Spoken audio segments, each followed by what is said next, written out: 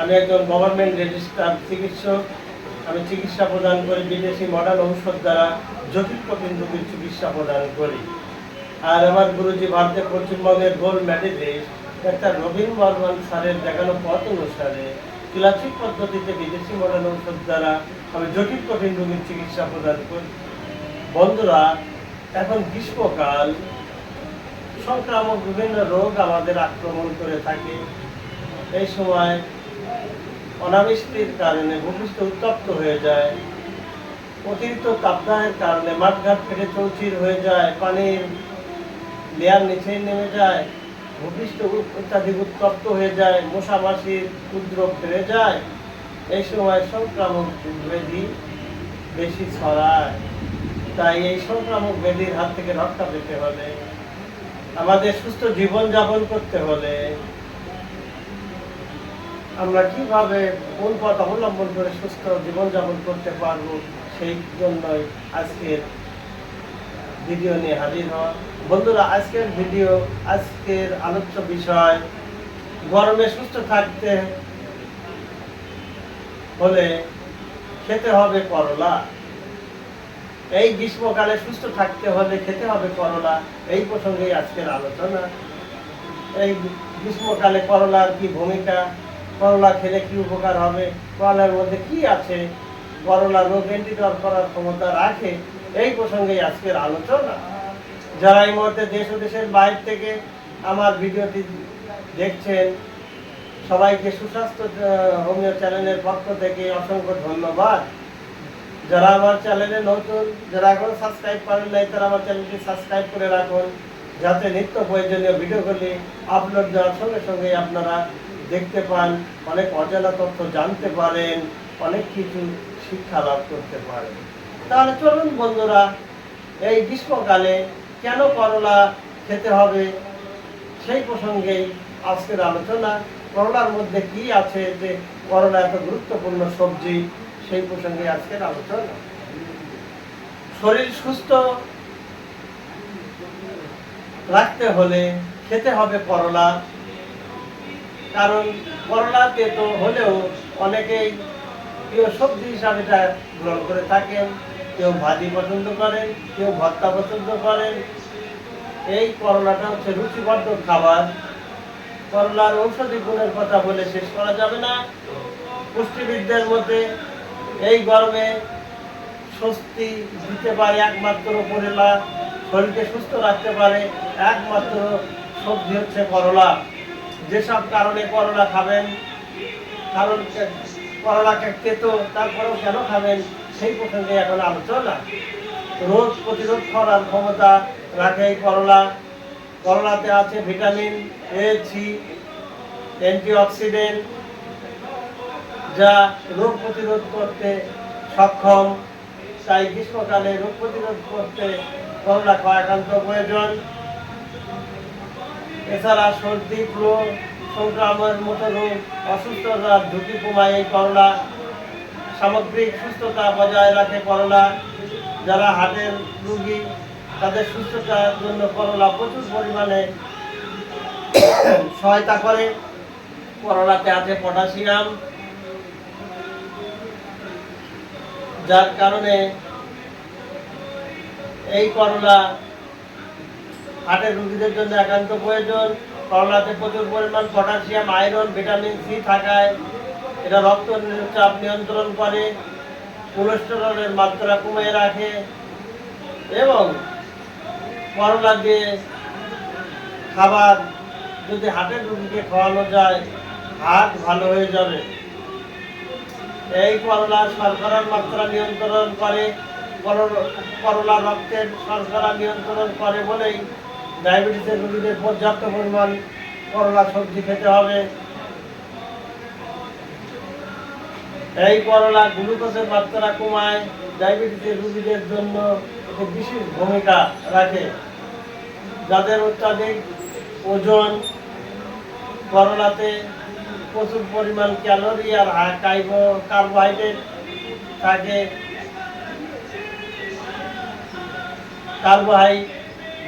থাকে। তাই এই ওজন কমাতে গুরুত্বপূর্ণ ভূমিকা পালন করে। যারা অত্যাধিক ওজন, শরীর স্থূল হয়ে গেছে, নড়াচড়া করতে পারেন না, তাদের করলা খাওয়া একান্ত প্রয়োজন। তাহলে ওজন ওয়েট লেস হবে। করলা এমন একটি যৌগ বিপাকের জন্য ভূমিকা পালন করে থাকে, হজমের উন্নতি ঘটায় এই করলা অনেকক্ষণ পেটকে ভারী করে রাখে। ক্ষুধার পূর্তি করে খেলে যেরকম স্বস্তি পায়, করলার দ্বারা ক্ষুধার নিবারণও হয়। একদিকে রুচিবর্ধক, অপরদিকে খাদ্যকে হজম করায় সহায়তা করে এবং আমাদের পেটকেও ভার রাখে, ক্ষুধাও নিবারণ করে এই করলা। হজম শক্তি বৃদ্ধি করে এই করলা খেলে পচন তন্ত্রের সঠিক কার্যক্ষমতা বৃদ্ধি পায়। এতে খাদ্য তালিকাগত ফাইবারও রয়েছে। যে সকল খাদ্যের ভিতরে ফাইবার বেশি থাকে তার মধ্যে করলাও একটি অন্যতম। করলার ফাইবার খাদ্যকে পচন করতে সাহায্য করে এবং পায়খানা কনস্টিপেটেড দূর করে পায়খানা ক্লিয়ার করায় সহায়তা করে।